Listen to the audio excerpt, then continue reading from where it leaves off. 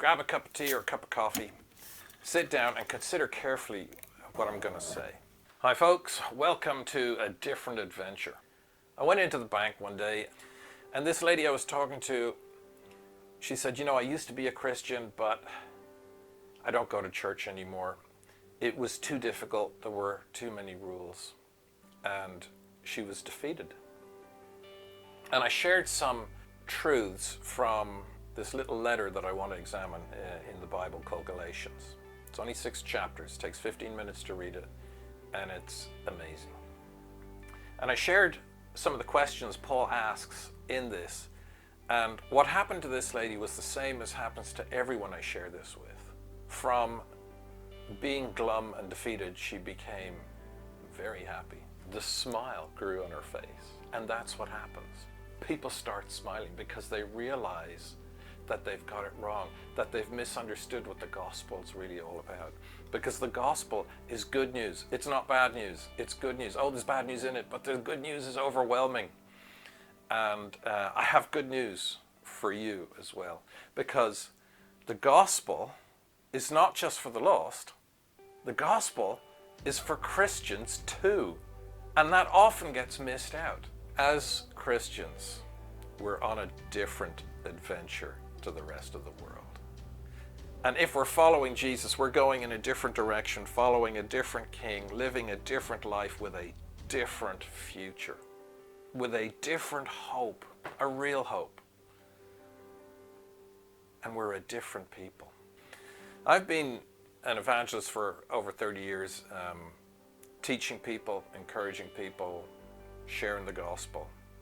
And one of the problems I've discovered is a fundamental confusion as to what the gospel is, as to what we should tell people, but as Christians as well, what does it mean for me? How am I supposed to live as a Christian? Am I supposed to keep the law? Am I supposed to do something else? What am I supposed to do? On the one hand, you're not under the law. On the other hand, well, you don't want to ignore the law. So how do we do that?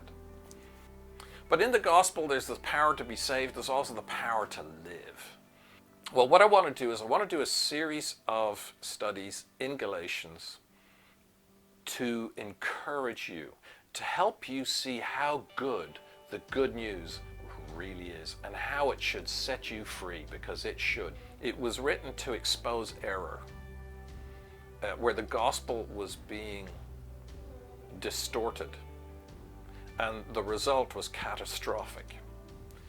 And I believe that today the gospel is being distorted because Christians are so confused as to what the gospel is. If I walk into a room and ask a bunch of Christians what is the gospel, I'm going to get a bunch of different answers because nobody's really sure.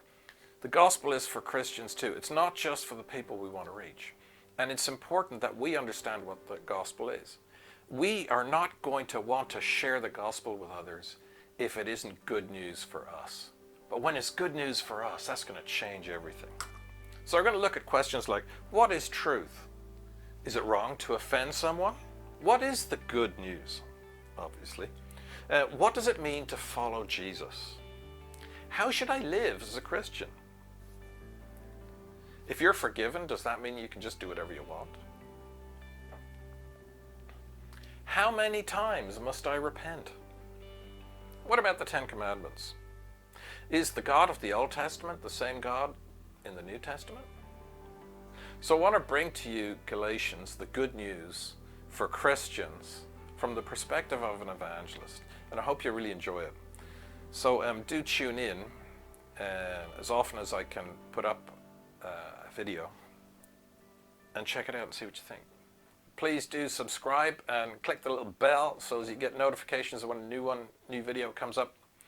And share this with others so that they too can be blessed and encouraged and built up and rejoice in the good news. Yay! Thanks for listening. Thanks for watching. God bless and see you next time.